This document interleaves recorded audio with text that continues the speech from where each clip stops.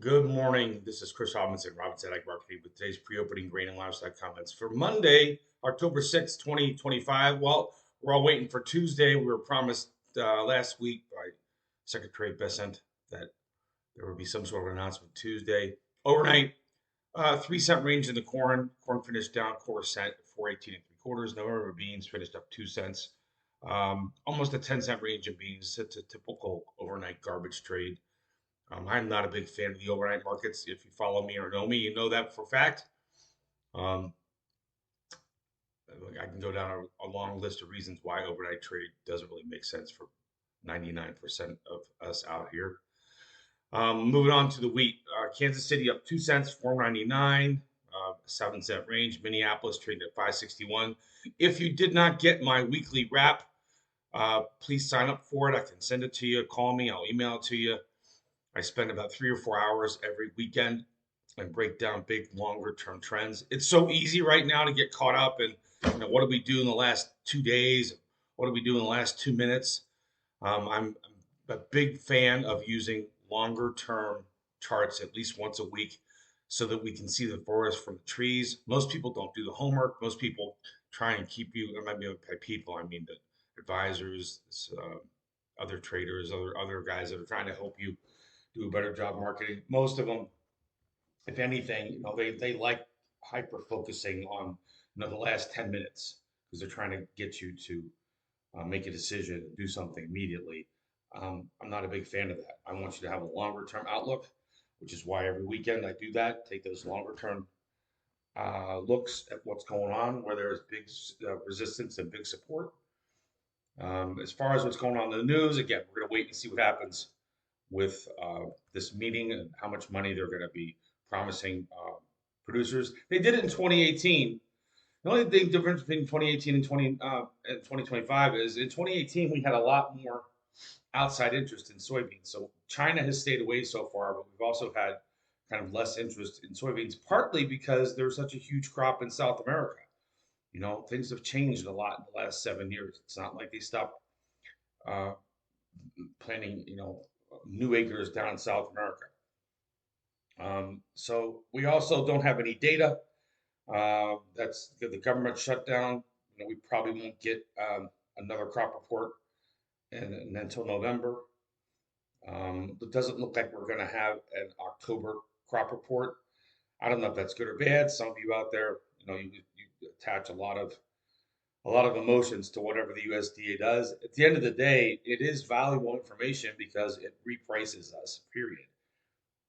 That's why we focus so much on trying to hedge for them and try to get in position prior to them because they're not always bad. I mean, sometimes they are. They certainly have been as of late. Certainly since August, everyone has been more shockingly bearish than the other one.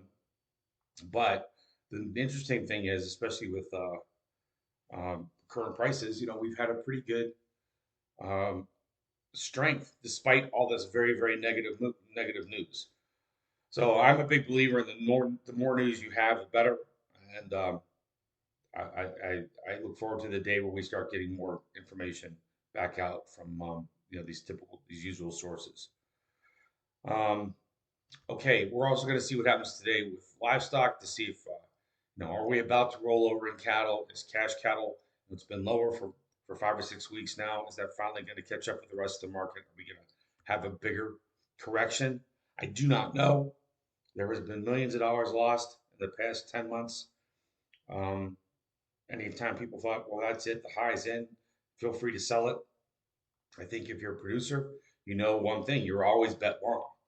So you don't want to be in a situation where you're capping your profits. Anytime you use futures to cap your as a hedge, if you're selling the board, you're leaving potential profits on the map. There's no two ways about it. That's why a long option strategy where you're using put options has really been the best. Barring having psychic abilities and barring having someone tell you that don't worry, you don't need puts, and I'll tell you exactly when the correction is going to come, then you can hedge. The reason we hedge with options is because it gives you a certain floor for a certain period of time for a certain amount of money, and you also leave the upside open. So it's a good strategy for producers. It's not a great trading strategy. Like if you're somebody out there that's trying to turn $1,000 into $1,000,000, yeah, I would tell you, you know, that's probably not the best strategy. There's a lot of other opportunities out there that catch more short-term moves.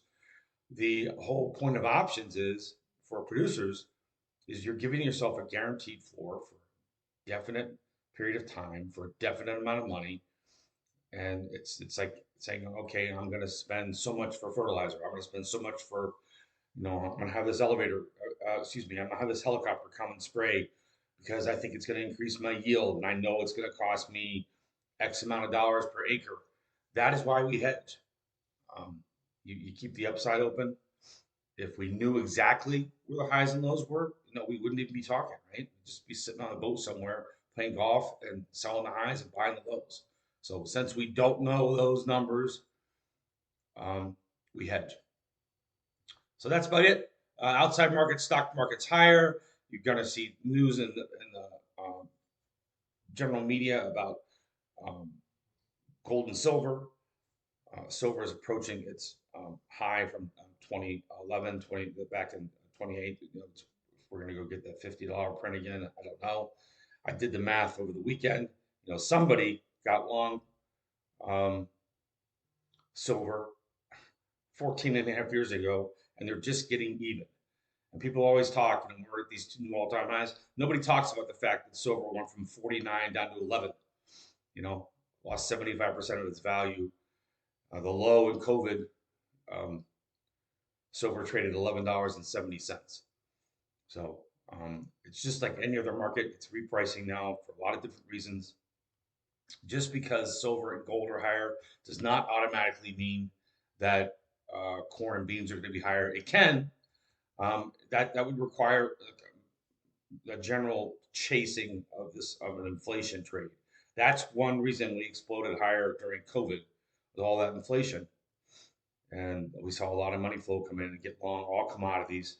But again, for the past 3 years, the row crops have been sliding lower. And you just throw in what happened. Well, high prices are the cure for high prices. You see, when wheat, corn, and beans are at multi-year highs, people are like, hey, we need to plant more of this crop. And that's exactly what happened.